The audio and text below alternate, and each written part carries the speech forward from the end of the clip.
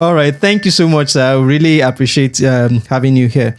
And before we delve into the conversation proper, today we are discussing about analyzing the tech startup space, understanding the industry. And first, I think some people might see it strange. It's even strange to me appearing like this. I don't think I'm comfortable with what I'm wearing, but I'm coming straight from church. So please just bear with me in my appearance today. All right. So great. Yes. Thank you so much. All right. So today, one of the first misconception, Mr. Lanre, I want you to help us delve into and clarify is this. A lot of people try to say that I'm a startup, I'm an SME, I'm a business, I'm a different kinds of slogans. So let me give a typical example. You see somebody running, let me say a quote, a business worth over $200 million and calls himself a startup. Then you see another person running, just starting a startup and maybe worth less than 100K and is a startup too, right? Then you see another business that's been existing for maybe 20 years. Their total annual revenue is less than 200K and it's not, they say they are not startup. So what's the difference between that startup word we are using and a regular SME that we've known before this tech thing became the in thing in Nigeria? So what's the difference, sir? Thank you very much for that question. So, first of all, I would say that the major difference between both is the application of technology. While the typical SME necessarily does not apply technology in its operating model, they can be online. You can run an online business. It's different from running a tech business. A tech business has a digital operating model embedded in its entire operations in such a way that you don't need to be physical or present to benefit from the value that that business is creating. That is what classifies that business as a startup. An SME on the other end might need, or most of the time will require that there is some physical appearances to how that business is being, or the value that it creates is being delivered to its target market of consumers. So that's that aspect of technology. But then, more critically, when you categorize a business as a startup, talk about technology, talk about valuations, talk about a number of things. But when you talk about an SME, a business being an SME, you are particularly not talking about valuations, you are talking about accounting. You are talking about the actual value that the business has. And because there's not proposed value. In terms of, there's no predictive scalability to the business, you cannot say, hey, take for a tech startup, it's valued because you can, there's what we call the total addressable market, serviceable available market, and then the obtainable market in itself. So the total addressable market of a tech startup can be determined. Take for example, you can say, oh, the size of the market that we are penetrating as a startup is worth over $50 billion. But an SME only be able to determine their total addressable market based on geography, on their immediate geography, and that might not be up to the 100 million naira. And if you have to obtain your own share of that market, it might not be more than, say, maybe 20 million naira. You understand what I'm saying? So that leaves you at the point of SME, despite the fact that, in terms of revenue generation and of all of that, or the size of revenue that you generate, there are three types of SMEs. We have the micro SMEs, we have the small and medium-sized SMEs, and of course, we have the other, the medium SME in itself. And for micro SME, they say, oh, once you are generating revenue between 500,000 and 1 million, you are a micro. Once you are generating between 1 million and say about 5 million, you are a medium-sized SME, and on and on like that. But then for a tech startup, when you look at revenue, have 10,000 customers and you're already generating dollars. You understand? And that also takes us to the point where we refer to business as a startup, because most of the time, because of the startup ecosystem and how Silicon Valley plays a lot of role, particularly from an investment point. And these investments are disbursed in dollars. You also want to quantify everything that you do, your size of market, your revenue, your investment, everything, your valuation. You want to quantify that also, as in dollars. That also sort of places you within the category of startup. But most important thing to hold when it comes to categorizing the business as a startup is the fact that your digital operating model is digital. Basically, it's technology driven, and that is one way to look at both on the same level. But I mean, technically, they are all in the business. Okay, so I want to clarify something further. I always say this to a lot of people in the business world. I say that from the way I'm saying things, the projection of how businesses are going around the world now, it will come to a state that every business must have a digital element. So, for example, if you're a furniture maker, to survive in the business world in the next decade max, you will need to be a tech business that makes furniture, not just a furniture business. So I'm now trying to clarify that with what you're saying now, that, okay, if, for example, I run a furniture business, and at some point I discovered that, okay, I can't reach markets outside Nigeria, I can't reach markets in the north, I can't reach markets in the southeast and the south. So I decided to, okay, digitize my process, create an e-commerce around it, people place an order, create a delivery chain around it, and deliver furniture. I'm talking of maybe household furniture, office furniture right now. So if I go through that process, are you saying that my business is now a tech startup, or it is still a furniture business that tends to use technology to enhance its processes? So the way it works is that, yes, I agree with you that because the transformation sits on three important pillars. One is digital, transfer, digital entrepreneurship. Okay. Two is digital consumption, and then the third leg is digital infrastructure. Understand? And following this, you will see that digitization of businesses has become a relevant factor for business success. And that's because the consumer market that operates is going digital and digital on a daily basis. And how to sort of track that is to see the rate of our social media consumption. Yeah. You see social media consumption, the rate that people go on social media, TikTok, and all of this. In between that, you see people having, social commerce businesses, right? And through those social commerce businesses, they appeal to the interest of those who are on the platform, and somehow you will buy, their product, right? And because of that influence in itself, for you to be able to grow your business, you have to note at the back of your mind that somebody on social media might not be in Lagos and might be interested in your business.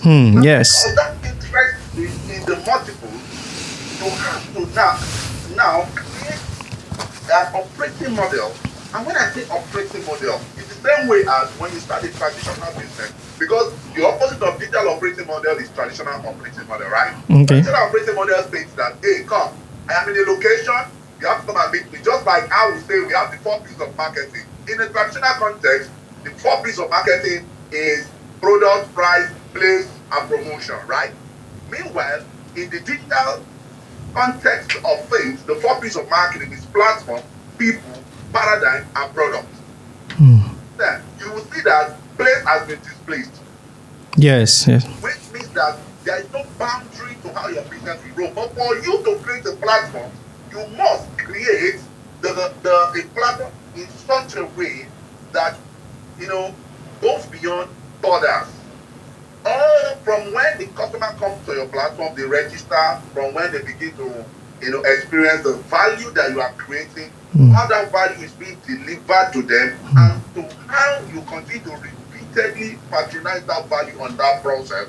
Once they can do that without having to even speak to you, you have automatically digitized your process. And that is the easiest way to scale. And that is why you can call those kind of businesses a startup, because of the application of technology and the opportunity to scale that business. Unlike a traditional business where you are you are sort of restricted to the people that you see, the people that come around you, the people that you go and meet. You understand? That you travel all the way from here to Boronu to go and market the product, but your platform can travel all the way from here to Boronu to sell the product. Understand? So those are basically some of the differences. And whether we like it or not, we are all closing in on digitization. It's important for every entrepreneur, every business person. If you are just setting up a business, you must begin to think about your business from the point of technology, particularly if you want your business to scale fast. Secondly, if you want your business to command, a better investment opportunity instead of you relying more and more on loans or other sort of funds that are not, strong enough to boost the growth of your business. That is why digitization sort of plays an important role, and in the next 10 years will become an automatic factor. It is just the way when you are registering, when 10 years ago when we are registering CAC, when we are registering our company with CAC, you have to, after you register, you now have to go and get your TIN separately. Yeah. But now immediately you register your company, it's coming automatically with a TIN. Why? Yeah. Because CAC and TIN and the federal tax revenue tax platform, they are beginning to think about it and see people are going digital. Let's also create a centralized system that can us to monitor, or deliver this value to people in an automatic manner. Even to register those days, you have to go there. Understand what I'm saying? Now you can even do it online. Online, yeah. So these are critically important factors that we need to be able to consider when it comes to talking about digitization or even how to create your startup and all of that. So you have to ask yourself, do I want to create an SME or I want to create a startup? Now let me quickly note or point out that when you are running a traditional business model, times you might look at that business as not able to, for example, not able to, convert to startup. But I'll give you an example. There's a manufacturing company that manufactures skincare products, and it doesn't mean that all they have to do is to continue to manufacture from their factory, and from factory sell to distributors, and distributors, just sell to whoever customer they have. But then, you and I said, what about if you introduce skincare product by subscription? Interesting. Yes, and they can exhaust this soap in 1 month. What about if you create a monthly package? People just go to your mobile application and they subscribe for this soap, and this soap is delivered to them. They can subscribe for personal package, family package, or even for business package if you are trying to sell, and this is sent to you. You don't have to do for all the products, but that is an aspect of the business that can scale very quickly on a retailable level. You understand? And then we started building that product and we tested it, and instead of work, we got about 260 subscribers, and guess what? They are not even from the locality, from the region. On ground. They were just new people who just saw it as an opportunity and be like, oh, I love it, and I want to be able to do that and all of that. So for me, those are ways that we can think about digitizing the process. Take a look at Taylor, the furniture company, because we mentioned furniture as an example. Yes. The furniture, Taylor has come up with a digitized process where you can actually pick through a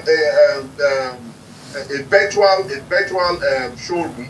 Wow. Actually even set your room and do all of this and order for those exact products and have those exact products delivered to you in such a way that you fit the apartment that you have. And the dimensions and everything. Do you understand? Those are new innovations around digital operating models and all of that. It's just there for you to sit back and understand that how can I integrate? You know, in fact, I have an ebook on digital transformation and the different digital operating model systems that sort of work. I will send that to you after this conversation. Okay, great. You can share to members for them to be able to look at this.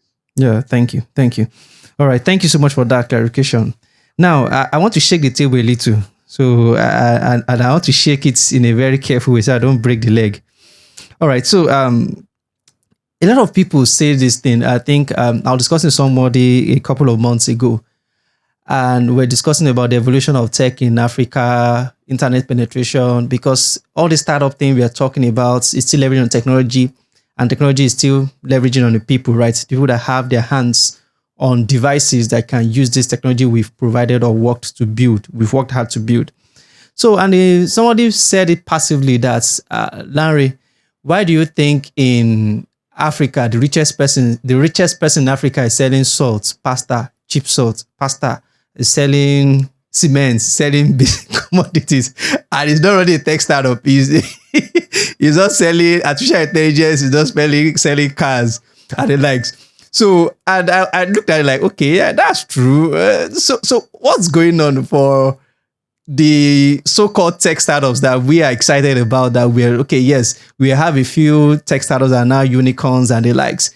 So how do we now clarify the direction we are going in the space where we are saying that, okay, yes, there's a massive population. I'm using Nigeria in context now, but what percent of that population can we leverage on with technology? And apart from that, are you suggesting that, okay, yes, we can build in Nigeria, then start thinking global from day one, so that we know that the market we are addressing from day one as we are building, we know that this product I'm building, I'm not building for the Nigerian market, I'm building to scale and I'm building it out of Nigeria. So, Mr. Lanre, how do we balance that, please? First of all, let us look at the chronological, journey of how Nigeria as a country delved into tech. Okay. I can tell you that the beginning of tech as tech, because let me say from 1994, in fact, we started internet access in this country fully in year 2000. Between year 2000 and year 2010, technology was still pretty much like we are still, hey, let me access information, let me use information to do this. Check emails. We have not even started talking about, using internet to control our lifestyle. Because when we control our orientation, right? But in 2010, when people like Paga and all of that started coming out, it began to gradually change the concept of how we are relating or interacting with the internet. Today. Now, I want to basically look at that time period, when digital consumption in itself started, 2010 to now, it's just 13 years. Right? And 13 years between that time, between 2010 and 2013, in 2023 now, you will see that the rate of growth in terms of not just internet access, but the use of internet has really grown.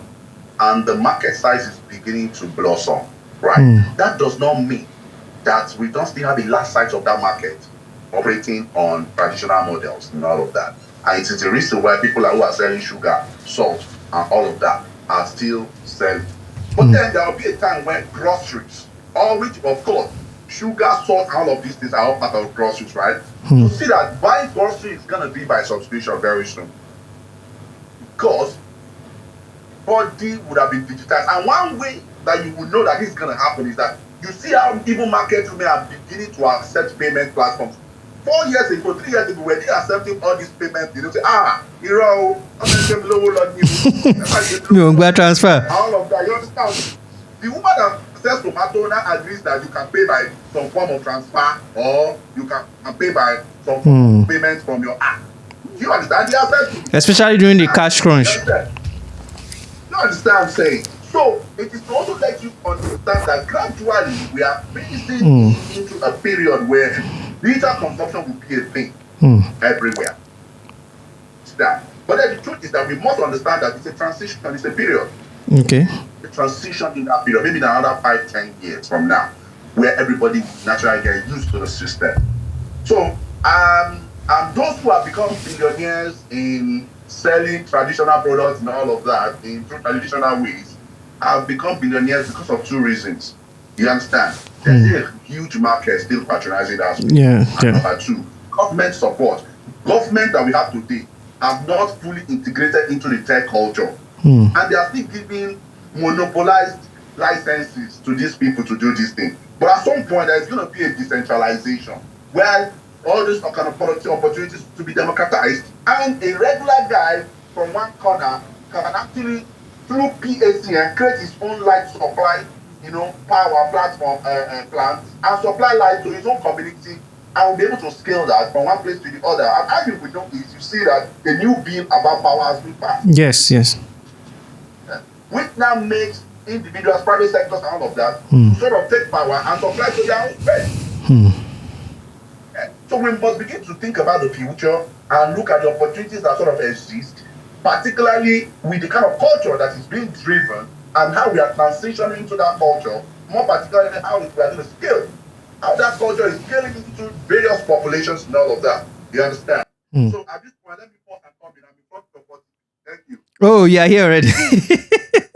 All right. So, while Mr. Lanre is preparing to come in, you can start noting your questions, because today we've discussed. Today is pure heart-to-heart conversations. We are dissecting the entire industry from top to bottom, to tweets that have implicated you and the ones that will not implicate you, and to everything we've said online and offline. So we'll be discussing a lot, and please just note your questions.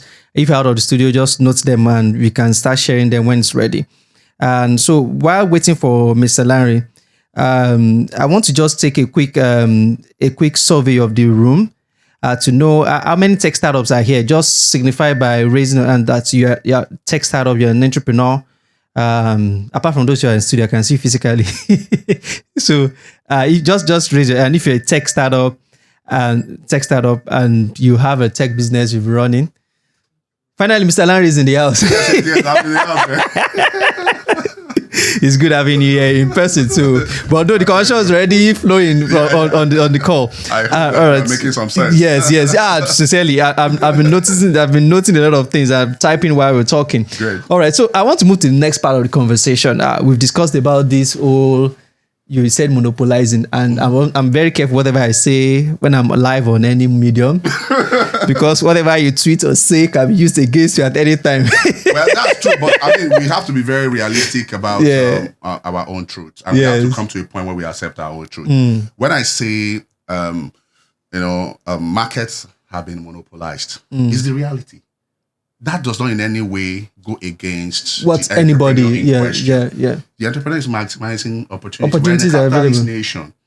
As a capitalist. Although we try to shy away from that phrase that we are not. But we know that in the real sense of things, that is what happens. You understand? That's what's happening. So as a capitalist, you take out your opportunity, hook, line, and sinker, and you maximize it. If I give you the opportunity to maximize something, I want you to maximize it because it is available to you. You understand? What is just important is that you have to now turn it into value that people enjoy. Are people not enjoying Dangote salt today? Do you understand? I'm enjoying Dangote salt. And that's good for me. You understand what I'm saying? So, but I'm now saying that as we shift towards new culture, particularly with regards to digital transformation, digital consumption, and all of that, things will continuously change. The way government passes policies will change. The way market adjusts to consumption will change. The way entrepreneurship will be done will also change. Yes. And if you look at it, there is more people, throwing towards entrepreneurship today because of technology. You see young people who come up with their own tech startup, just thinking that, hey, come up with a payment get a few friends together. You understand? And then they do something. And that is where we come. There's now the intersection of ideas. So there is a part of, you had your eureka moment. You see an idea that you want to put out there. But most often, a lot of the first-time founders don't think about the problem more deeply. Yes, it's just eureka, straight to coding. They go to Statista, pick some statistics and put it together and say, this is our total addressable market. But in reality, they don't analyze the core problem to solve. And they get stuck along the line. You can have a beautiful idea that is not totally integrative with the problem that you're solving. And that will now make you not understand the dynamics and the flow of your target market. And once you disconnect from that, you can have a first entry point where people say, oh, what is going on? What have been launched? And they see what you have launched, they experience it once, twice, and it's not giving them a value that they think they should come back for. And then they move on to the next person. You understand what I'm saying? You get. So as I've found that it is important for you to think deeply about the problem you are solving and for who you are solving that problem for. Wow. When you understand that, And the person afford it. do you understand? Those are key things. It's a real problem, but can they afford that solution? And in marketing, there's what we call the psychographic analysis, the geographic analysis, and of course, this psychological analysis, all of that. So when you're analyzing your market, you need to know who exactly am I developing this product for? And what problem is it solving for this? My professor in Harvard Business School will say, Professor, Clay Christensen, he will say that there's jobs to be done. Your JTBD. You must always ask yourself, this solution that I have, what is the job that it will do for people? Every time you load a recharge card, can you tell me, sir, what is the job it does for you? Do you think that loading the recharge card just puts airtime in your phone? No. Allows you to connect. Exactly. It allows you to make a call. You understand that you can communicate what you want to. Communicating with your family, and which is the reason why Facebook will say that the problem they are saying is for you to connect with your loved ones. Yeah, connecting. Do you understand what I'm saying? And when you connect with your loved one, that is the jobs to be done. It's doing that job for you. But then you have to be on Facebook platform for that job to be done. So the question is this: when you come up with a solution, what is the exact job that your solution is trying doing? To get done? And that is where you have what we call an automatic demand. I'll give you an example. There's a company in India called Choke to Cool. Choke to Cool. Yeah, Choke to Cool is a refrigerator manufacturing company. And Choke to Cool was so successful that they were the market leader, right, in India. And as they began to measure their success, they now realized that, hey, we just have only 13% of the market. Wow. And we are market leader. What's going on here? As a market leader. Do you understand? How can you have 30% of the entire market and you are the leader? And you are the leader. They say something must be wrong somewhere. And they looked at the rest of their competitors. I saw that those were having like maybe 5%, just 8%, all of that. And they're like, okay, you know what? Let us commission a research team to know why. Which market have we not tapped into or which market is missing? And they commissioned a research team. And the research team went all out. They combed the entire India and now realized that the highest population of the India as a country are peasant farmers. Oh. And these peasant farmers spend 95% of their time on the farm. Exactly.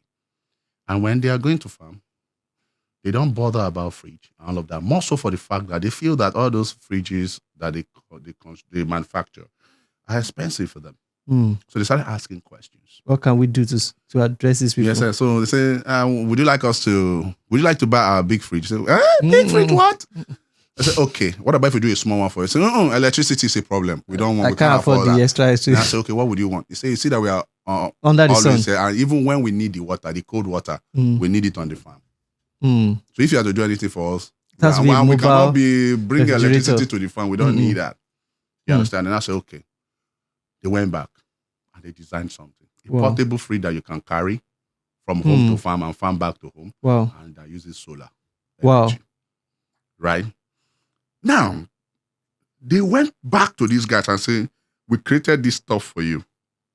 They say, how much can you afford to pay? That was the last question of the hour. But then I said, would you like to buy it? They said, oh, we don't need it. We already have this clay pot at home. that pulls water for us. You understand? We can bring this, we can take water and just take. You know what I say? Say, okay, so what do you want? They say, we like the fact that we can move it around, but 2 things. It has to be very cheap. How cheap is it? They say, oh, okay. How much do you want to buy? They say, we'd like to buy X amount. They say, okay. And they say, those guys say, okay, what about if you allow it to even pay 3 times? Wow. They say, oh, perfect. Fantastic. They started telling themselves. And they started selling. Started selling. Now, guess what? Now, in the concentric cycle of marketing, that's what we call the epicenter.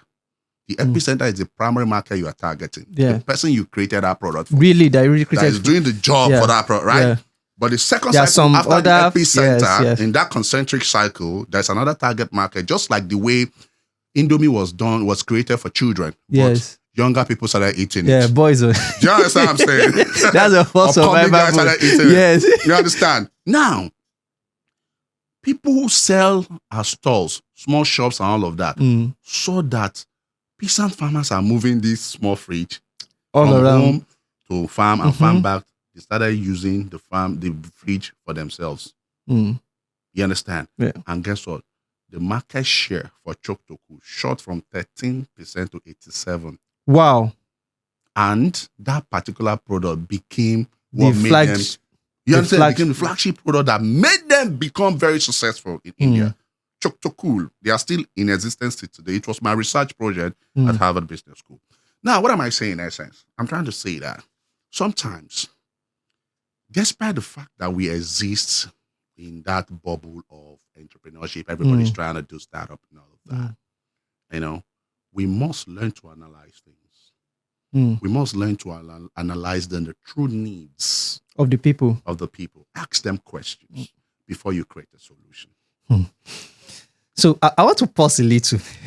And sorry, I'm interjecting because, all right, let me give a practical life experience. Yeah. All right. Because sometimes it's not like startups don't want to check the data. One of the problems is where to check. Even when they find out where to check or who can check for them, the cost. So let me give you a practical example. I don't think I've ever said this publicly before. Okay.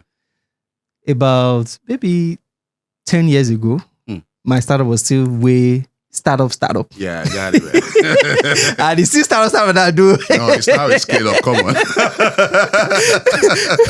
And so from the word go, I already knew that I wasn't going through this approach of build customer, have customer base, then at some point raise, like maybe just grow with the numbers. Yeah, exactly. So from day one, I already knew that to sustain this thing, I need to have paying customers from day one. Absolutely. So I had paying customers from day one. And what they were paying was another conversation. But they were paying. Yeah. All right. So, and I think then we were like 4 persons in the whole startup. And yes, we're running, and I work with schools. So as one person is chasing schools on phone, another person is checking their invoice, another person is trying to market and put calls through and all those things. So we were literally working around the clock and working very hard. Then I was in is it incubator or co-working space that has an incubator. Okay. Then the CEO called me, invited me to our office and advised me that literally my startup cannot be successful. She has run the data at tech in Nigeria. The addressable market is very small. There's nothing. But just to clarify it further, I should drop whatever I'm doing now and go and do a research. Go and research the markets, these conversations, addressable market, how much they were willing to pay. Yeah. Like I said, I already had real customers. Yeah.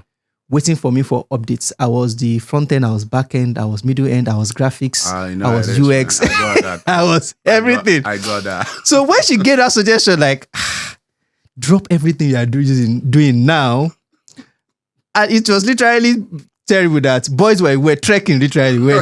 So when I won't want to say the place that we're in Abbas Macaulay way. I got it. With those 290 something. I'm sure you heard that popular beans and bread, right? At the back of the oh, you know that place? Yeah. Must know that place. Absolutely. So we're at 290 something, and literally we're trekking home every day. So trek there to Surulere. A lot of us stay in Surulere and trek back. So that little stipend we're getting was what keeps us definitely. Co-working space then was cheap. I think 30K a year or 30K per quarter, something ridiculous. And so we use that to afford internet and little snacks and all of those things. So telling us to drop that was like, was a request for the two kidneys at was like, there's no, it's not like we've raised something. This is what's even crazy. So we'll not leave that with this hunger and I go to the street to go and do research. So I was like, I just killed the idea. But fortunately, later on I analyzed, like, oh, it was a right idea, but maybe it was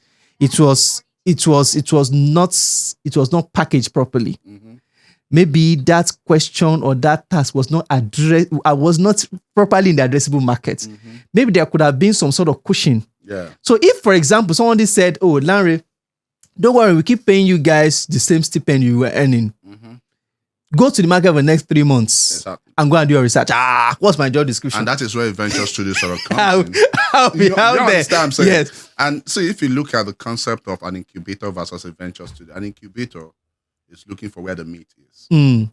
and they slice at the point where the meat exists. But at a venture studio, it's telling you that, you know what, we are not ready to slice. We have seen where the meat is, but we are not ready to slice meat right now. Let's ensure that this meat Gets bigger. gets bigger. It's sumptuous enough. When it's sumptuous enough, then we can talk about slicing. So when you use knife, then it's axe. Do you understand what I'm saying? Yes. Of course, when you use the axe, you won't feel the pain. Feel the pain. Do you understand what I'm Yeah, saying? because so big now. So what does a venture studio do? The venture studio will basically, do that research with you and pay you money to cover your expenses While doing the research. Because they know that as long as that market exists, it's just for you to come bit deeper and find where the juice is with regards to that market and create a product, that will fit that market. So sorry, they need you to stay closer to because of this kind of mic. It needs to be closer. Sorry. So that I can hear you properly. Local boy now. Sorry. Is it better now? Can someone confirm it's better now? Yeah, all right, thank you. So basically, I mean, in trying to achieve that, it's important that as a venture studio, we are there with you from the beginning of the journey. While we are supporting you financially, we're also supporting you with the research for you to be able to find what I call problem market fit. A lot of people... Not product market fit now. No, you must find problem market before fit. Product market fit. Product market fit. I'm hearing this for the first time. Do you understand? So when you find your problem market fit, there's no way you want to find problem market fit without failing. I did an interview recently and I said, I'm willing to give people failure capital once I get my fund.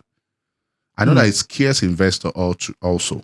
But the truth is that... What's failure capital? Good. Take this money and you can fail. Yes, take the money, research with it, drive innovation with it, right? Experiment with it, and we accept that you fail. Oh yeah, I'm coming. I'm glad. We'll see after the service. Now, but then you won't go it alone. Yeah. So the whole idea behind a venture studio is that we test the idea. We do the idea, we push the idea, we see that it's going to fail, we quickly pivot and go. So it's still the point of problems until we find the problem that keep we fine tuning it. Exactly, until it becomes a solution. Now you must understand that at every intersection there is some point of failure. Yes. You get that's what I call failure capital. Because it is still, it's like you are failing forward. Then you adjust it again. You get. Now let me give you an example. Elon Musk. Maximize failure capital. He will go to Saudi Arabia, collect money, and experiment with and change blue to black. And turn to Bala blue. You and change to X. But eventually, he often finds his problem market fit, which drives him towards the product market fit. You get. So that's why you see that a lot of people struggle with product market fit because they have not found the problem market fit first. There's no period where they try to understand. The whole idea behind business, people think it's just an idea. It's not just see, talking about setting up a startup or running a business, it's about getting three things right. Three solid things right. You understand? You must know the exact problem you are solving, who you are solving it for. Okay. And the third is to understand whether it is doing the job or not. So that's where feedback, customer feedback is very paramount. You know how you will know that it is doing the job? The very moment you do customer acquisition and you see that your retention level is 90%. You see, if there is no business, if there is no repeat demand. Wow. So you're just making sales. Do you understand? You cannot just continue to make sales and think that. So you mean that, so the churn rate of your business is 50%. So what if the product is a product that you just use once and move on? That is what I'm saying, that why would you create a product that you use once and move on? Do you understand? No. So it's not a startup. If your product is just crazy once, use it once and move on. It's a stand down. Do you understand? Yeah. Okay. So I always will talk to founders and say, hey, founder, come. I understand that you're passionate about your idea. You love your idea, but let us deal with the real issues. Let's deal with the real issues, or else in 5 years you'll be lost. In fact, less than 5 years you are lost. You're trying to look for the next thing to do. You get.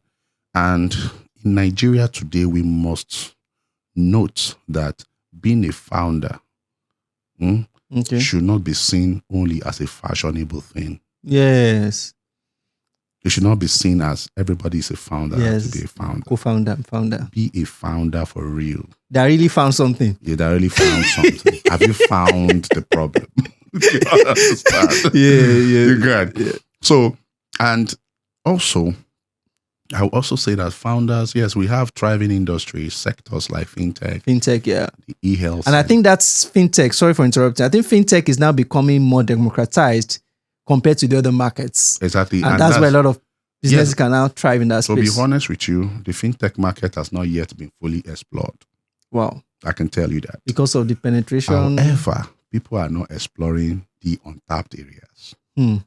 Everybody's doing app. Everybody is doing the same thing that every other person has been doing. And competing in the red. Do you understand what I'm saying? So it's time for people to begin to think about, founders to begin to think about this more actively from the point of what is that area of financial inclusion that is yet to be explored that I can look into. And you can never do that without knowledge. You have to read wide. You have to read startup reports. You have to research. You have to ask questions. You have to go into places and use your third eye to look at things. You have to look at the movement of the needle. Where is the needle in all of the problems that exist? Where is it moving? And where does it hit at the money point? If you want to deal with the money point, where does it move? And if you notice, if you look at the entire market, oh, that's true. I like so that. that's a brand. You understand? Yeah, But then the reality is that you must be able to find that spot. When you find that spot, you can hit on it and go deeper. It's just like when you're trying to mine something. The moment you start mining, what you hear is the noise of that driller. You drill, and when that noise commands everybody to come around. Say, kilo mario man now. Yeah. Imagine you stop at that point because people have come to clap for us. Oh, you're about to mine something. Yeah. And you're not going deeper and deeper. The real pain is when you go deeper and deeper. But the truth is that there's a treasure deep down.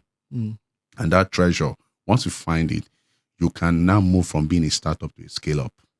So that's the next phase of startup. Exactly. You understand? We have so many startups. Why many scale-ups? Scale-ups. Just a few scale-ups. And most of them are in fintech. Yeah, most of them are in fintech. You understand? And the reason why most of them are in fintech because the guys that are in fintech that are at the level of scale-ups are those who entered early. So they tapped into an opportunity when that was looking. Those who are coming behind them have to now look into new opportunities, new innovations, new areas. You get? The truth is that how many people is looking into medical financing? That's in the is it HMO? You see, HMO does not finance surgery, do they? Okay, there's a limit to what they can do. That's true. Do you understand? Let's go into core medical financing. You get? And even if you look at the HMOs, how many of them are running it as a tech? A full tech. The last speaker last Sunday, Reliance, they are trying something. Yes, they are trying something. They're doing something. It would be well good if they can space. do that. You understand? There are so many things. There are so many areas to sort of tap into. How many people have digitized burial as a service? You see, it looks funny, right? Online. You see, it looks Grandpa's funny. burial. People can prepare for death. I live in the United States, for example, and I have my mom in Kafanchan. And I know that one day she's closer to where she's going. The moment you grow, you are closer to where you are going than where you are coming from. Fact. And you should begin to prepare for death. Do you understand? And they are in different categories. How would that scale in this Nigerian, God forbid, environment? Well, like, you see, how will you start a pitch? Hello, my name is so. I do death preparation as a You see, thinking about it, yes. It is something that I've thought through. And I can tell you to that it will scale. There's a market for it. Now, should I also tell that people buy vaults in advance in this country? Yes. I know they do that. But do you know that we need to even have affordable space where people can buy vault too? Because the ones that we have are very expensive. Yes, quite. How can we digitize these processes? who is digitizing emergency accident situations when these things happen, where when they pick you from a spot of an accident and they take you to that next place, you can get care immediately. Who is digitizing that? And there is a fintech embedded in all these things. Yes. Do you understand what I'm saying? So it's more about trying to think deep and look at the problems that truly exist rather than going through the bandwagon. When you go with the bandwagon, you get lost. In a practical experience, in my own case, I think I've said this a couple of times. So my own case has been quite strange because sometimes I've stumbled into things. The later now read up and I understood what I did that was right or wrong.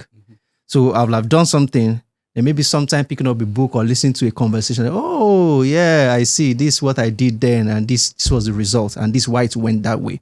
So, for example, the school management space, as at some point, was becoming who has the most features. So people were loading features.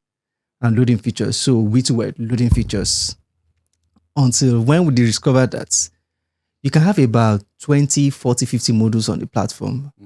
And most of the students are just interested in maybe just 4 things. They started streamlining. So we broke down the main school management into 4 or 5 different products. Yeah. And each of them now started scaling on their own parallel. Good. Because we now started approaching schools, solving their problems in line with their needs, not bringing the whole solution. Exactly. Because when you come with the whole solution, they say, we already have something that covers all, but this is a problem. But if you come with, I'm trying to solve all, they say, we have something that covers all. But when you see a problem and just address it straight, it's just payment solution. All right, we'll link you up with payment processor and integrate a platform for you, fine. And that solves the problem in that line. Exactly. And that started helping us to scale and talking over 10x when we discovered that difference. Yeah, I remember you shared that story with me in Morocco. So we had that conversation, right? Yeah. And with all of that, I'm now wondering that how do startups find because, for example, I've not had anybody that maybe I've not picked I would have read documents and all of those things, but none has really explained that do this. It was just a trial, like maybe that experimental thing. It was just a trial. Okay, let's streamline this thing. And guess what? Because we broke it down, the platform is less complicated, load time is faster. Second, the costs of running the page definitely is cheaper now because you are not calling too many endpoints and APIs and all of those things. Yeah. And service is faster and lighter. Yeah. And the cost to run it became cheaper because different people just pick what they need and they move on. So how can startups now find the right space to get those kind of information? Because information here in Nigeria is somehow. Yeah, data collection is a very big one still in Nigeria when it comes to experience sharing and knowledge sharing. Yeah. But then I think that it's beginning to gain some level of momentum through people who run podcasts and all of that. Okay. So people who analyze this, like we are having this conversation. So I would tell my story and somebody on the other side will document that and pick a thing or two which will form the and find the middle line. Exactly. But that won't form complete data. But I think that, and that is an opportunity for someone to begin to collect startup data. From all the podcasts, all those tech Not just only podcasts, even from the founders themselves. You understand? Doing the research. However, I think that founders who have become successful with something that they've done should be very open and flexible to share that information story and that information. You get. I also know that the Nigerian tech ecosystem is a little bit fragmented with different cycles. Everybody have their cycle. Different cartels, different cartels zones. Exist and all of that. And it's my own people. These are my people. We are the senior cycle. These are the junior cycles and all of that. That exists. But for me, it's not something I'm worried about because I believe that with time, the system will be demystified by itself. Because you can't know everybody. Definitely. But somehow you might need somebody across the cycle. I understand. And if you need somebody across the cycle, I put you on my terms and conditions. It will begin to immediately demystify your own cycle. And that will now begin to make every cycle to break up. Yeah, it's create the bridge and where open you up need the an space. ecosystem. Let's all come together. Which is why I like what somebody like Inyaboyeji and one other founder are doing for Etana. You understand? Etana is there's an infrastructure that will support the community of startups and founders across Nigeria and Africa. And I know that with that, things will be a lot more decentralized. Okay. But that being said, I think that founders who have attained some level of success should be very open to share. And to now leverage on that, success is relative. No doubt. Different people put it in different contexts. Yes, I agree. But I mean, you are successful. Now, let me tell you. So see, the context you are looking at it from. Let me give you a different context to you. You continue to pivot because you are listening to your customers, right? Yes. You saw that there is need for a job to be done. So when you go to that, they tell you this is the job we want done, more specifically. So you decentralize that to solve that problem. You solve that problem, and you saw that as you are beginning to create independent products, it's addressing independent needs. Yes, right. Yeah. And you could scale that on that. That's a success. Okay, thank you for clarifying. So it's not cash at the bank. So because we're running out of time, we must go to the Q&A very soon, which we'll need to spend a lot of time in. I want to clarify something further, and when it comes to this success and early stage businesses. So there's a context in Nigeria. A lot of people address financing a different way. Until you raise a VC fund, until you get funds from CBN and all of those things, you've not really been successful. Not even raised money. So I think we're having conversation one of these days, and I discovered that really, you don't really have to have big money to become an investor. No, of course. And a lot of people, so let me give a practical examples. I know a lot of tech founders or sort of like would have bought maybe a particular telecom shares when they were open, when they had the open shares and all those things. They would rather buy enough shares in that company than maybe look for a small tech startup that's want to try something new and put funds in. What is that compass that's guiding our decisions in that space that makes us rather feel like, okay, a lot of people rather invest in a known brand that's already in the stock market, in the stock exchange and all that, than a startup that, they have potential, but I'm not sure my money should go The here. reality is that investing is in different stratums. The investment that particularly a lot of Nigerians got used to were bonds, stocks, and some level of capital investment when you have reached private equity investment when you have reached a particular level with your funds and all of that. It is just recently that we are beginning to sell new culture of investment through VC, angel investing, and all of that. You understand? And of course, you know that Nigeria is a country that is so communal in nature that trust is an important element for survival. Yes. And the way we relate with money in this country. We take money to be too serious as a lifetime project. So nobody wants to lose it because it is a lot of hard work before to get it. Got it. Yeah. You understand? So because of that, nobody wants to take the high risk of having to put the high risk, high reward. You understand? In a startup that they haven't seen that is okay. You understand? So with that, people are careful. But there are a number of people that are beginning to be more open-minded. Like, you know what? I like this guy. But now, this time, they have to know you. So you can't just wake up and go to somebody. So there is a part of relationship. Yes. So the relationship now serves of initial capital. And I say, okay, I know Larry now. Larry, let's give you 5K. Let's see. If he does not even succeed, he will pay us our money back. Do you understand? So, but I think that we can hear you. Can you hear us? Oh, I think they can't hear us. Oh, they can't hear? Oh, they can't. I think they Zoom disconnected. Oh, that's true. Yeah, it's disconnected there. They're connecting back. Hello, control room. Can you hear us? Hello. think just connected now. Oh, and we're going to the Q&A session. Yeah. Okay. Then. Is anybody there?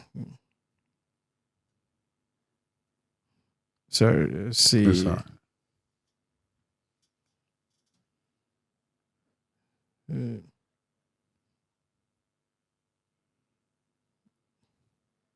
Okay, I'm trying to call someone in control.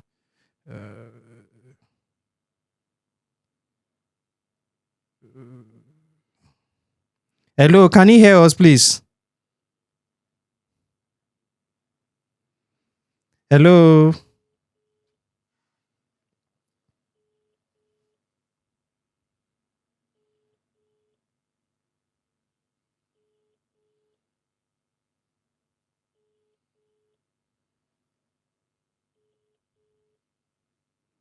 Hello.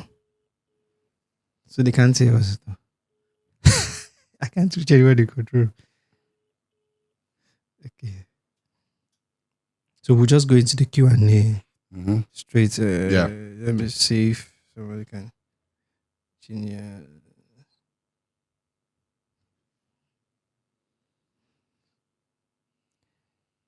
Hello, control room. Can you hear us, please? Sorry, let me just. This thing I'm wearing like this is I'm feeling so hot. Like You don't I have hope I to. don't pull the cable off now.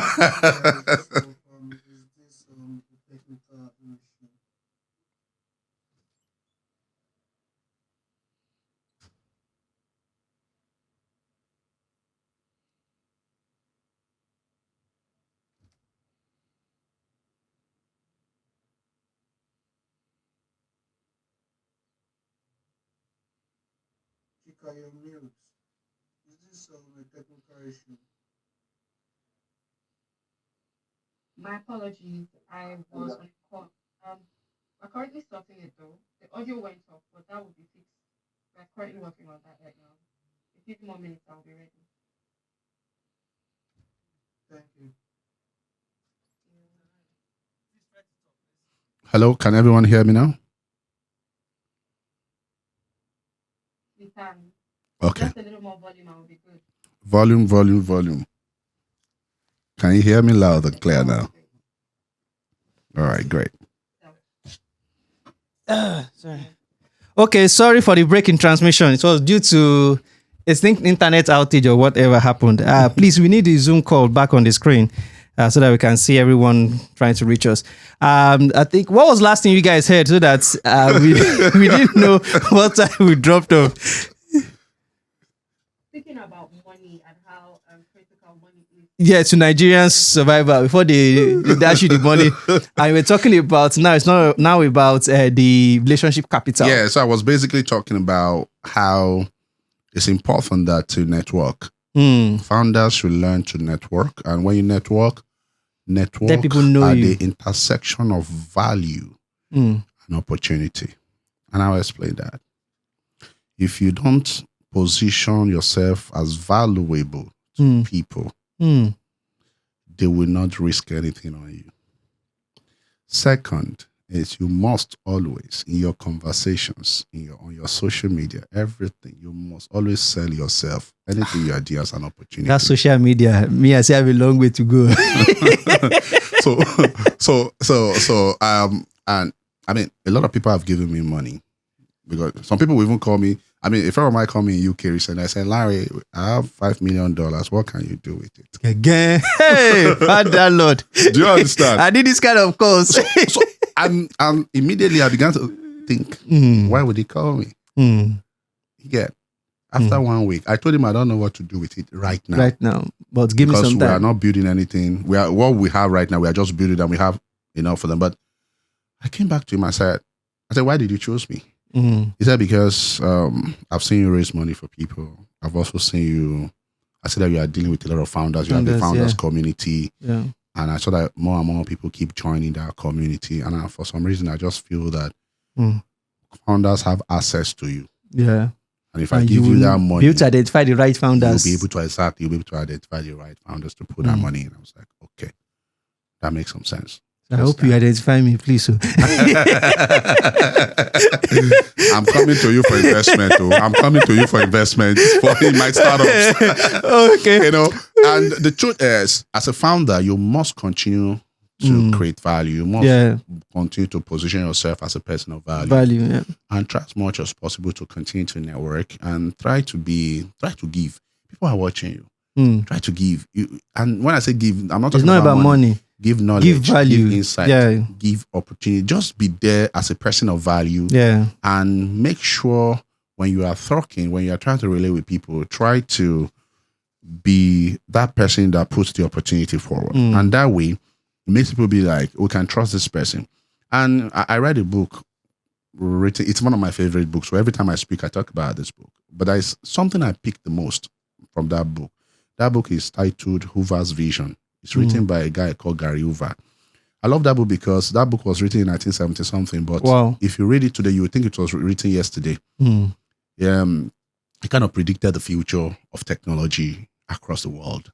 But there is something Gary Hoover mentioned in the book that really resonated with me. And he said there are 4 pillars upon which you can succeed in life. He said one is purpose. He said you must try to know the purpose of your business. Know your own purpose. A lot of people run business without the purpose. What is the purpose of your business? What are you trying to achieve consistently over a lifetime? He said, second, you must have vision. So your vision must be so dynamic with time. Your vision must not be stagnant. You must continue to evolve with what you see your business become and all of that. And he said the third is clarity. He said that's the most important thing. He said a lot of people fail in business because there's no clarity to what they are doing and where they are going and how they are going to do what they are doing. And that kind of keeps them out. But the most interesting part I love, he said the last one, consistency. He said when you are consistent with what you are doing, even if you are failing, there are people who will stand for you and give you what you need to succeed because they've seen your consistency on a straight line. Over a period of time. You get. So I always tell founders, I say consistency is an important element. Let people know you for who you are, what you do, and see that you do it continuously, even though if you are not yet so successful. And for me, the way I measure success, I don't measure success by final output. I measure it by consistency. When you wake up every day, do you show up? Would you say 1 or 2 people showed up with what you are doing? What is what's important? Because that is what you can scale. You understand? And if you look at the investment space right now, yes, of course, I know that the investment space now is not very, very difficult. Unlike before. Those where they were sending plenty money to Nigeria, those who collected it have collected it. I think this year has been quite interesting. But guess what? It will continue to get harder. And I'll tell you why. People say we're in an investment winter, we're in a funding winter at the moment. But I can tell you that even when we get to the summer period, it won't be as easy as before. It won't be as easy as before. Plus the fact that there will not be new rules. Government regulations. No, not even. I'm talking new rules to get money, to get those money. You understand? So if there were 4 considerations before that you can just pass easy, there will now be 2 more. You understand? That will make it 6. That you have to now pass those 6, tenants for you to be able to get that funding. However, what should founders be doing? Should they be lamenting now? No, they should be preparing. Founders should begin to think more deeply. Those who need to pivot should begin to pivoting now. Those who need to merge should begin to merge. Those who need to be acquired should begin to go for acquisition. Do you understand what I'm saying? And the reason for that is one thing founders need to understand with this whole thing is that they need to know that in the next 5 years, there will be a heavy downpour of what I call the dirts of startups. The dirts of startups, where startups will just be dying anyhow. Wow. The next 5 years. Startups will just be dying natural death. Why? Because there is an advancement of consumption that will occur. That the consumers, that will create a mega shift between the mind of consumers. Exactly. In such a way that consumers will just see that some people will just move away from you. You'll be begging them, say, beg me. Another startup is serving me now. You are not, did you put AI in your business? You didn't put AI in your bill. AI told me where to eat and what to eat yesterday. And it was this new startup. And you are asking me, should I order rice or beans? Yeah, tell me that. What do I want to? What I want to kill me. Do you understand what I'm saying? So startups should begin to be more. Founders should begin to be more dynamic about what is to happen in the next 5 years. Start thinking about it right now. And start thinking about it and start to think about how to pivot. Now, some founders don't even need to begin to think about the funding side of things. They need to more particularly think about their customers. I don't know if founders sit down and just think about their customers. Who is our customer? Let us role play. What are they looking for? What are they doing right now? Between this time and this time, what do they do? What is the peak period of when they come to our platform the most? And when they come, where do they hover the mouse on the most? Or where do they touch the most? Or what do they read the most? Okay, for them to be reading this, there is more to it. How can we look at that and create something that can serve them more value? More value along those lines. When we think about the customer from that point, and also, I don't know why people only think about only their customer, they don't think about the what I call the people around the customer too. Yeah, the beneficiaries. There are what will I call them? The customer that influences the customer. Take for example, a child that wants to eat biscuit. We influence the mother to buy the biscuit. So when you want to sell biscuit, you have to start thinking about the mother first. The mother is actually your indirect customer. But you need to be able to influence that mother to do this. Our founders begin to think about that. How can I look at this customer and think that this person will influence this customer? And how can I create something that will influence this person so that this person can buy from me? It's very important to begin to think about. But these are deep thoughts. Wow. I think we're almost running out of time now. So Chika, I think let's open the floor to questions. Anybody has questions on the call, please unmute or raise your hand and unmute so that Chika can take your questions right now. Thank you. Thank you so much, Mr. Larry. DLM. Let me go with that. Yeah, to differentiate. Yeah, no, that. Yeah. It's so insightful. We currently have a question in the chat box. Someone wants to know, Chimobi Obudu wants to know, do you think that the internet penetration influences or is affecting the fintech penetration? Well, the truth is that internet penetration versus fintech, you see that for you to operate or to have access to fintech services, you need internet, right? So we can say to an extent that internet penetration, yes, of course, plays an important role, in the assessing of fintech products and services. Again, which means that I don't know. I think I don't know the current statistics of internet users right now. I think it's about 90-something or so million at the moment. And a large chunk of them are in Lagos. A large chunk of them are in Lagos. But the reality is that infrastructural development, and remember I talked about digital transformation sitting upon 3 legs: digital entrepreneurship, digital consumption, and digital infrastructure. The digital infrastructure side of things has not really gained that robust support. And that's because digital infrastructure in itself requires a lot of capital and it's only government that can play a lot more role in that space. But we must be thankful to people like Main One, Glow. Yes, I wanted to mention that have also invested. The whole of Abat Macaulay way, you understand, came to life because of Main One. Exactly, you understand. So these are guys that have put a lot of funds into cables and all of that, just to be able to democratize access to internet. But then the question is this: for the rest of the population in other parts of Lagos, or what I call the commercial zones across Nigeria, it's important for government to begin to look into that. And when I say government, I'm talking about not just federal government, but even state governments. State governments should begin to look into some sort of private partnership with corporates, partnership with international bodies to be able to create access. You understand? I like what Osun State Governor is trying to do at the moment. He's trying to ensure free light of way.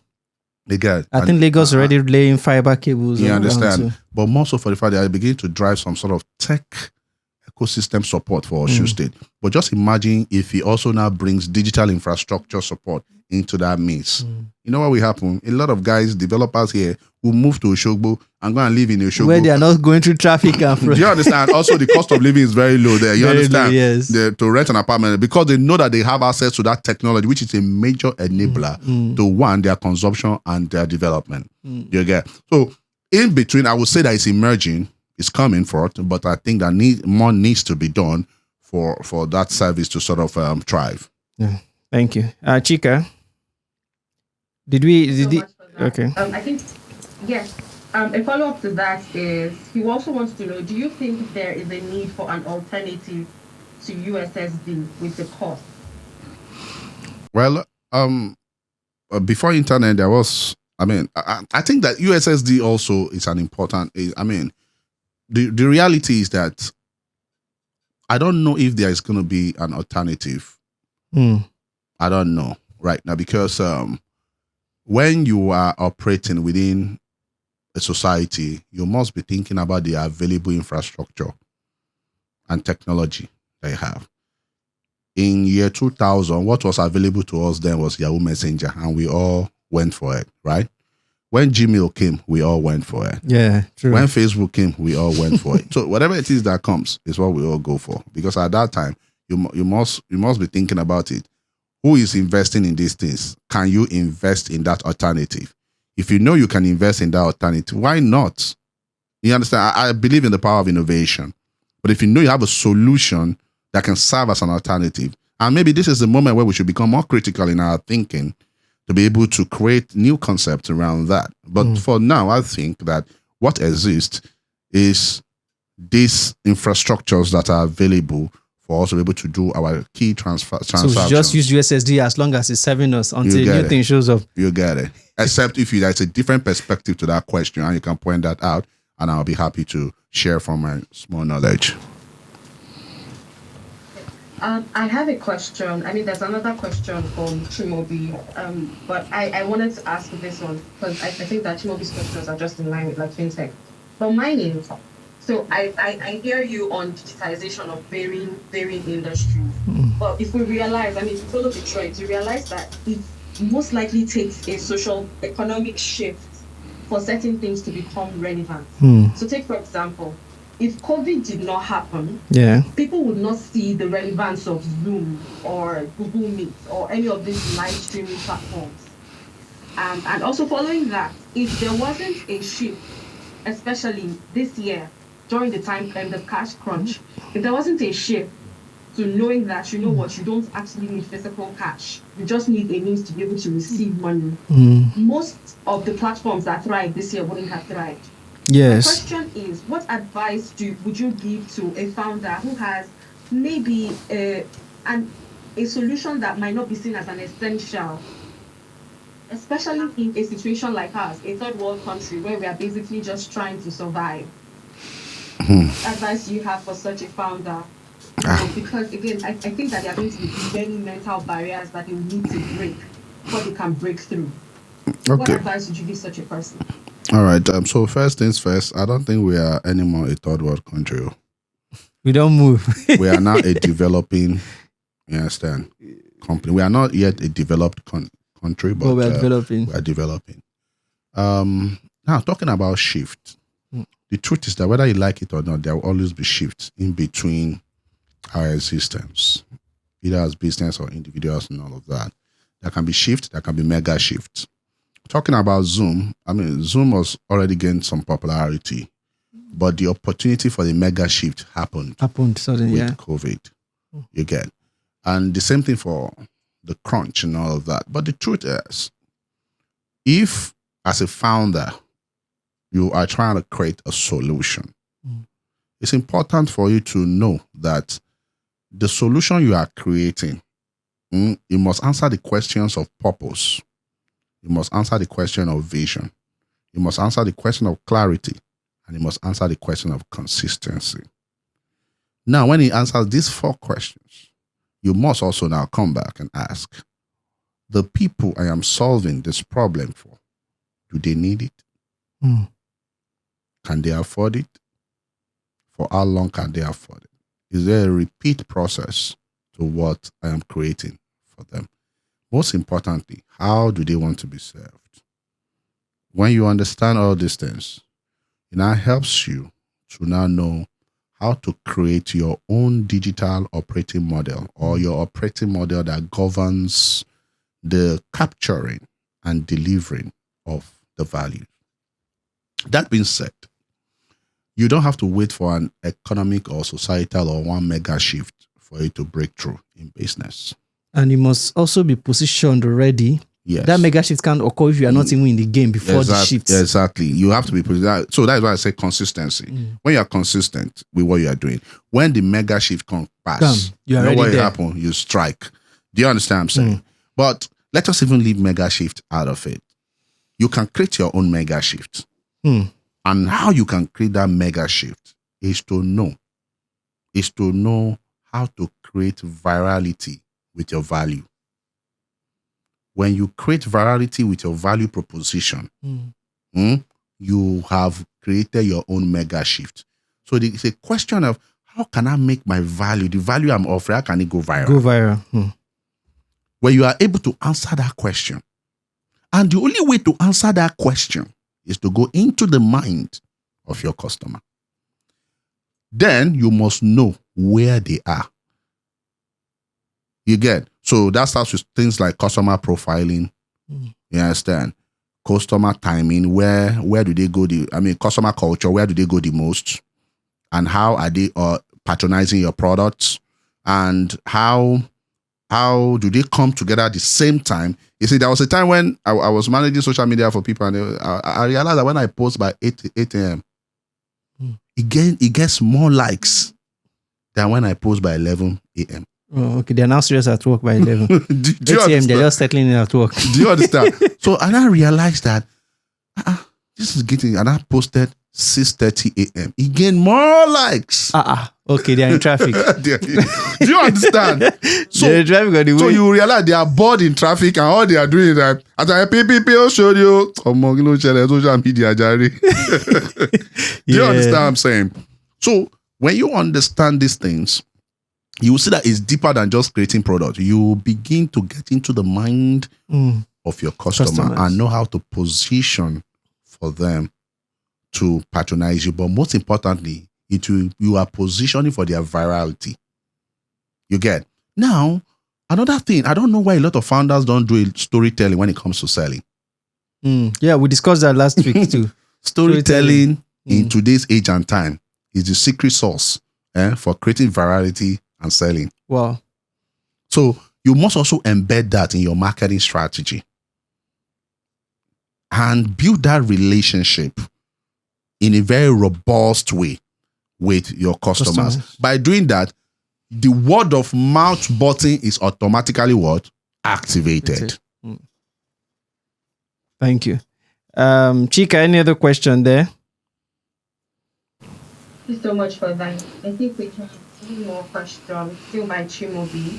Chimobi, are you sure you don't want to unmute yourself and just ask? It feels like you have a lot of other questions. A lot on his mind.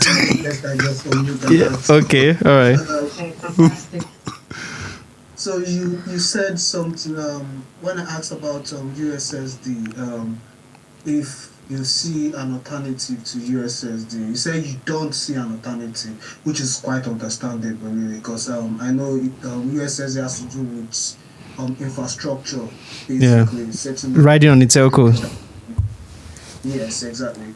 So my follow-up question was, if there was a working option with say Bluetooth, and you are an investor, would you invest in it? Okay, before we know USSD is quite expensive, given the infrastructure maintenance and the rest. But if there was an alternative with something way cheaper, say Bluetooth or Wi-Fi, would you invest in it? Before the Mr. Investor answers, I want to know Mr. Lanre has money. There's $5 million waiting somewhere. I'm done.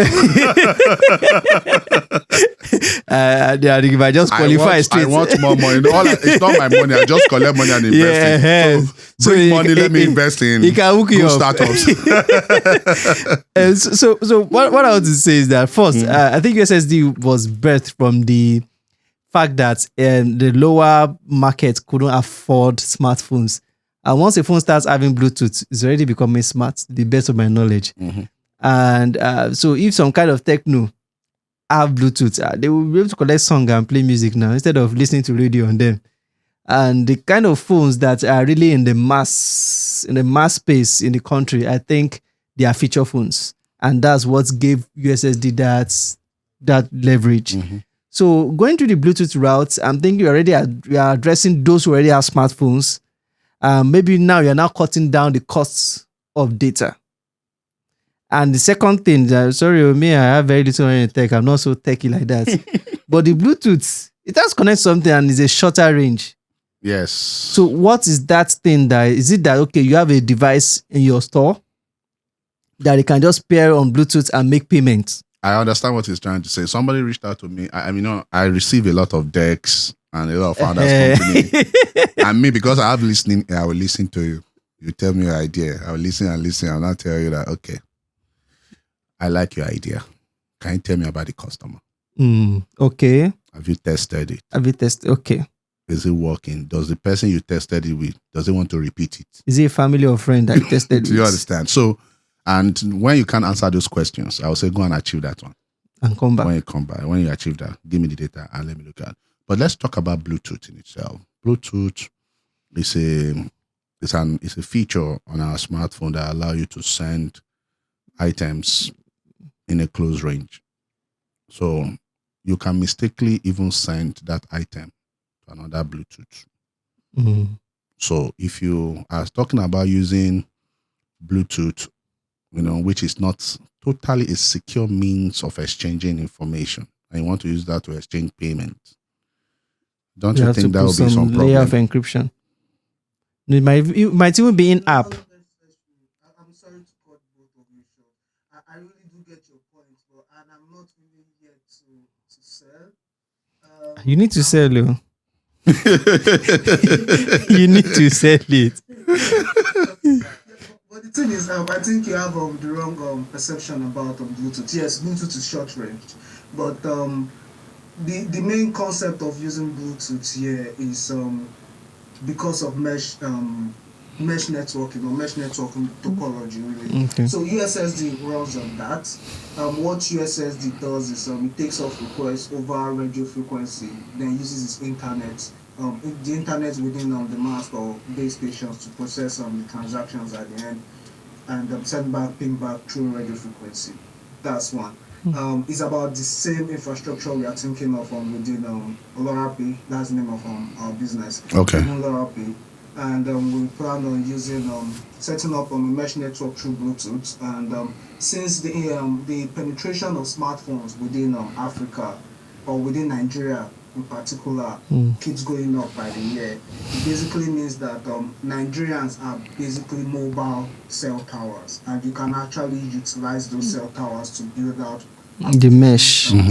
Yes. Then aside that, I believe the entire security issues with Bluetooth as far back as 2015 or 2016. Right now, Bluetooth is way more secure.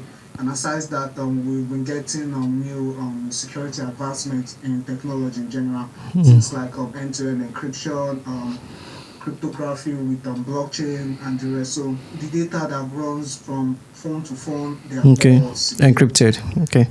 Yes, they're all encrypted. So we believe Bluetooth will work, and to increase the communication range, we are doing Bluetooth plus LoRaWAN. Bluetooth has a maximum communication range of about 10 meters, but LoRaWAN has a minimum communication range of about 15 kilometers. And since we are building on a mesh network, it means whenever any node or any phone goes down, the other phone takes over the communication responsibility from that particular node that goes down. So it's a bit complicated, but It's as seamless as Maybe you reach out to Mr. Lanre later, but let me just clarify something. Maybe just so that subsequently you'll be able to fine tune your conversations. A lot of us that are tech, from the way you're talking, you are a tech founder, so I already know we have that problem. We explain our tech than explaining the problem we are solving. We are talking about your encryption, your this and that. The person that wants to drop money is not too tech inclined. Yes, he's a tech investor, but it's not really. So what he's looking for is an opportunity. You said, look, let me give an example. You have a vehicle that can take people from GRA to Ojota. He has a lot of people. He knows that there are a lot of people who live in GRA that want to go to Ojota. That's his own proposition as a business investor. Mm-hmm. So you came to a vehicle and you were telling him straight that, okay, I have a vehicle that can carry 15 people at a time and take them to Ojota. That means he sees that you can see the potential and can put the money because he can't have the time to start chasing and buying buses and doing that movement. But you're not coming to him and say, I have a device. It's like a machine, right? It can do 0 to 60 in 2.26 seconds. It is a V12 engine, 6.2 liter. This is this. As you explain all of those things, you've lost the investor. Because if you are just saying it straight, I have a vehicle that can carry 15 people from GRA to Ojota. I will charge them 1.5. They will, on that 1.5, I'm making 2,000.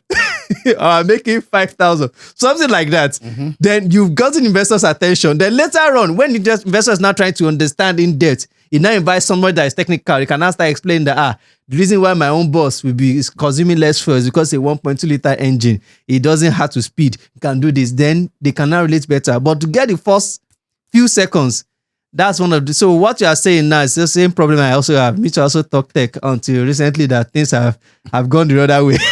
I now understand. I'm talking straight to the customer because some customers are some sort of investor based on the need. I'm not talking about the infrastructure behind it. I'm not talking AWS or my infrastructure. This is what I'm doing for you and solving the problem. I hope I'm able to make some sense, please. Yeah, all right. And just to add to it, we also support feature phones because most new versions of feature phones coming out these days have Bluetooth embedded in them. Oh, like all those new Nokia 3310. Are you in market already? We are launching a mobile app September, but currently we are more for B2B deals. So we plan on serving financial institutions with our offline mode of payment. Okay. I think it's a conversation that requires some more in depth to get to the bottom of it. Thank you so much. For me, I think what I like is the fact that he's confident about what he's building. So he knows technology. Yeah, he understands the technology, and maybe we now have to look at the opportunity. That is what we haven't really particularly talked about. But of course, I love innovations. For me, I just love anything that has innovation. So if you're innovation, and you mentioned something that caught my attention, you said Bluetooth in itself is 1.5 meter range, and LoRa is 15 kilometers. 15 kilometers. So for me, that sounds like. But then there are a number of questions in my head already. I'm thinking about fraud. I'm thinking about the guy that can intercept your, I tested something recently. Somebody on Instagram said, you can enter into people's Wi-Fi without them knowing and use their Wi-Fi. And I tested it and it worked. Well, I know the finish. Do you understand? Yeah. So now we have Bluetooth. So, but that's not to in any way say that what you have, it's not great, but we just have to be able to look at, because another thing is when you put an idea out there, you also want to think about how long that idea will be in market. We now have new innovation. We have NFC. We have barcodes and all of that as alternative ways to actually make payment, which is going to be, and you're looking at turnaround time. I want to be able to tap and pay. Will the time that I will use to tap and pay versus Bluetooth connection and pairing. You understand? So those are things that I think that you should basically also look at. However, like he said, it's a conversation for another day. For a major day. Well, my contact is available. If you search me on LinkedIn everywhere, you will see me. My name is David Lanre Messon. But then, of course, you can always get my contact. All right. Thank you so much. Any other question? Thank you so much for that. We have one more question. Okay. Yomi at AME wants to know. He says he works in an industry for almost 5 years. Mhm. With a very good understanding of it, with no funding. How can he benefit from the venture lab? Okay, you've worked in an industry for 5 years, right? And with no funding. So I want to. You say that you have a product. So he's saying that he has a product in an industry. Okay. It's been bootstrapped for 5 years. Ah. And he has not gotten funds. And me, I'm still looking at Mr. Lanre after 10 years to get my own funds between today and next week. The question I want to ask.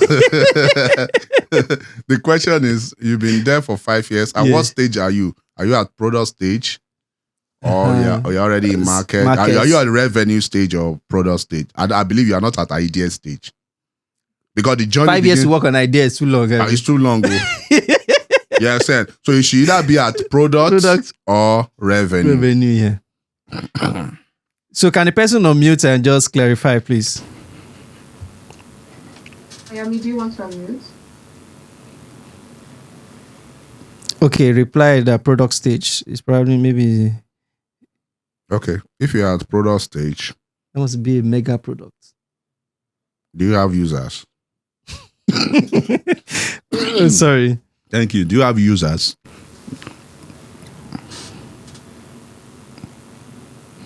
And so one of the things that I think we discussed this earlier, whenever you see that a startup is in product stage for 4 or 5 years, that means you're trying to build a perfect product, not an MVP first. Exactly, and that's always a problem. So if you really built your MVP shouldn't. If MVP takes you a year, there's no more MVP. What's it in common? It's no MVP. And funny enough, that's beauty of tech. It's never too late to start making adjustments. Exactly. Whatever you've built, wherever you are, immediately start testing with real customers. Mm-hmm.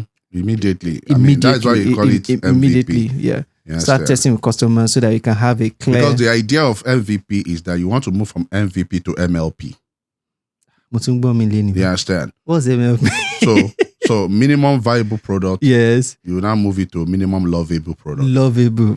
So it's not just viable. You understand? It's functional and lovable. You understand what I'm saying? So because you can build a minimum viable product. Viable product means that you just get the basics done. Yes, and basically customers can come on it, can relate on it, and then they now love what you're doing. You now add all the rest of the features. Now become lovable. And they give their suggestions to like, this one, we like it, but can you... You get. So if you have something working, well, anyway, I think you should also let's just even review what you have. If you have a link to it, you can share, you can send, and let's take a look at it.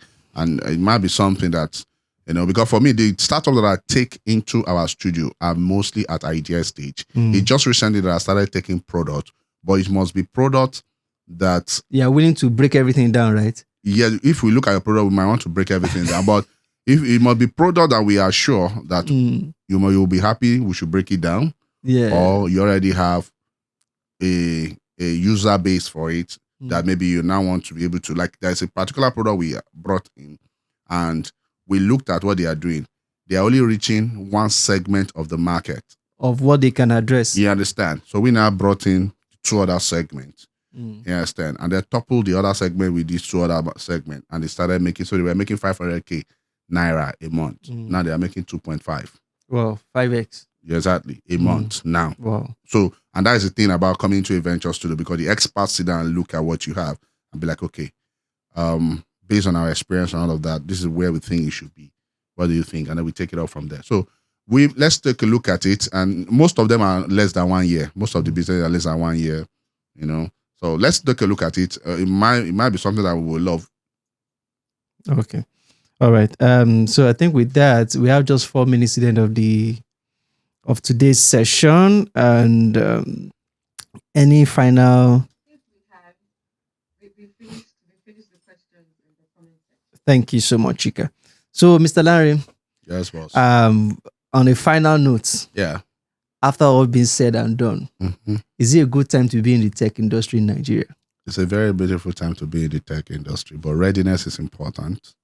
There are several opportunities. The market is maturing. Investors are becoming more aware and ready to invest in you once you have something serious. And founders are beginning to also understand that, see, we are not just building products. we are also positioning to, build product that serve a purpose, for the customers.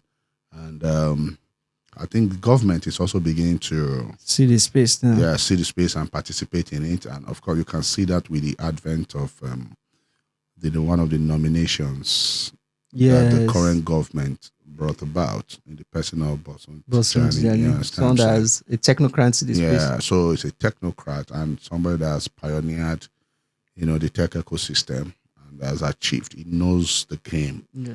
And he knows exactly what to do to grow, spark, you understand, the tech ecosystem. Yeah. And then we have people like GB of Flutter. We have Boyaji. We have these guys trying to push stuff. So definitely, I'm sure that it's time to come to the party. It's time to come to the party. And you also see that there are ecosystems emerging. We are now having more and more venture studios. Although some people call themselves venture studios, but they are not doing what venture studios should do. They are co-working spaces. Exactly. So, but then at least the ecosystem is beginning to really grow into that forest that it ought to be, where when you come, you will get a shade. You understand what I'm saying? So you can stand out. So I would say that founders should come into the ecosystem, but two things: you must identify the route that you want to go if you want to grow. And I will tell you, if you are at an idea stage, don't go and talk to VCs. Join founders communities, join venture studios, find accelerator programs to participate in, or incubators. Those are the people you should actually be talking to. And then if you want to raise, do only family and friends or micro angels. Yeah. Don't go and be looking for $500,000. Look for $10,000. Build first. If you're at idea stage.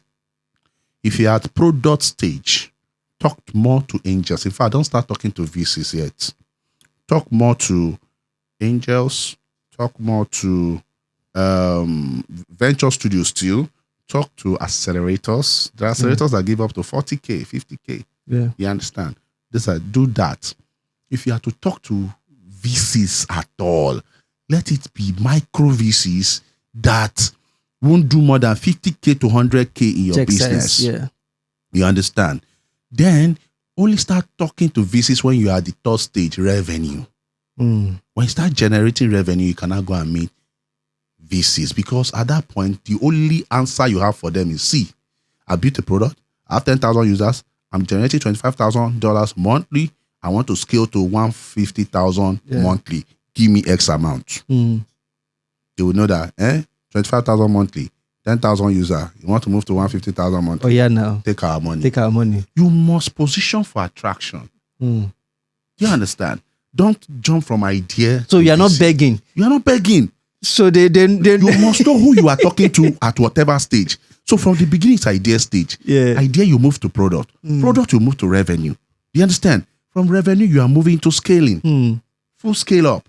You understand? From scale up, you are moving to maturing. So all of those kind of things you must put into perspective as you begin to move. That will be my final words. Thank you very much. Trying to tap into. Okay, so as we wrap up, I have just one quick conversation, and you don't have to give a response, but you can pass a comment. It's optional. Oshe.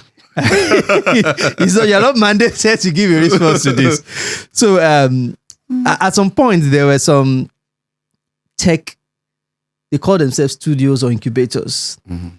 And it will be advertised on their website and platforms that, oh, we are this and that, and we give up to 50K investment. Then you, as an excited startup or tech entrepreneur, you jumped on it, you joined the program, you went through maybe 6 months. They can even tell you that you have to drop everything you are doing to focus on the training for the incubation. Then after 6 months, then have a meeting with you and I tell you that, okay, after that 50K, 5K is cash, 2K is part of the office rent you've been coming to our space to use, 1K is in kind from one person, and 30K is from AWS credits. And he discovered that they didn't break that down from the beginning. So the real cash they are giving you to support your business is 5K. So how do you now manage that kind of, because you've advised us to go to venture studios now, to go to incubators. Is it that we'll start asking that question from day one? It's important to ask. Are you going to look serious? Like, is it money you are here for? We are trying to help you. See, let's be honest with ourselves. when you get into a studio, you are not taking money. Yeah. Fact. Mm. We are only investing the money. We are the ones deploying. Mm. We are only putting a cost to what we are deploying. Okay. That is a venture studio for you. Yeah. Because Okay. the idea of venture studio, you are not coming to go. Accelerator, you come and you go. You go for Venture during the studio, time. you are there from entry to exit. Oh, till you exit completely, maybe Yes. IPO or something. Yes. You are in the studio. That's why it's called venture studio. We build you from scratch, nurture you into an adult. When you are 18 years old, we now bid you bye-bye. Bye-bye. And that does not mean that we are not still family. Mm. Do you understand what I'm saying? So, a venture studio, the only thing I pick from there is that a venture studio should open Yeah. up and say, see, clarify. come, we are coming into there, we are building it from scratch. We have 5,000 in AWS credit, we have 5,000 this is what it is about. Mm. If you want to join us. You We'll do your understand? market research, we'll do this, we'll do that. We will do all of that for you. They can also say, okay, the $5,000 come to you cash, so you can use that to run your operations. We'll provide you office, we'll provide you X, Y, Z, and all of that. I mean, it's no big deal. It's the way it is structured. That is a venture studio model. Yeah. You get, but that you will not communicate it from And the show the beginning breakdown, yes. is where I think the There's a problem, problem is. But So a startups venture should studio- clarify that. Yeah. The from studios that entry the points. startups that are with us, they are with us till the day we sell our equity in their businesses. Mm. And we might decide not to sell everything. Mm. There are some that we own 30%. There are some that we own 15%. There are some that we own 10%. The minimum we can own in your startup is 10. 10%. Okay. So there's a valuation we do to your idea when you come. Okay. We look at a number of T. That's what we call the 5 T's. We look at technology, we look at team, we look at tranches, we look at total addressable market, and we look at team. Have I mentioned team before? Yeah. But hey, something just popped up again, and we need to wrap up. That team. So you're telling me that if we came and said, okay, myself and my friends, we build this wonderful product, you can say, this person is not useful in the team. Yes, Get him out. I can tell you to. I said this person, because we're going to run an analysis. You can say this person is not relevant to what we are building. Fire. Ah. Voila. Yes, because you have to fire this person, we are bringing this person, and all of that. Yeah, so there was a startup that came to us and was like, see, you are the only person relevant out of the 5 people. 4 people Wow. have to go. 4 co-founders. Yes, they have to go. And the reason for that is because you don't want to bring people who will become liability to the business. And these are realistic things. At the end of the day, we are not the one owning the chunk of the business. And at the end of it, we'll still exit.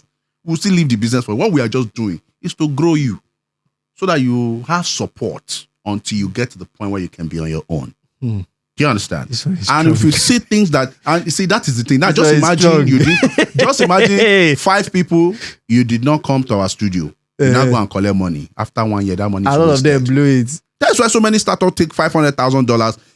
You can't see what they did with $500,000. $500,000, convert it to Naira. You'll be one the kill fee away. Lefu wushi. They say we paid salaries, we build technology that you have not launched. That is not working That is still. not working still. The people have chopped all the money, and you are telling me that Nice office, do you nice understand what I'm saying?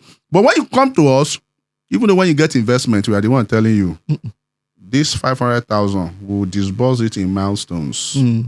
$100,000 will build and acquire 10,000 users. When the 10,000 users have done 20% MRR, we'll give you $100,000 so you can move the MRR to 30% and grow the customer from 10,000 to 50,000. Even you'll be accountable. We are teaching you accountability in business. We are teaching you experience. We are also teaching you what it takes to actually go through the ranks and file of business development.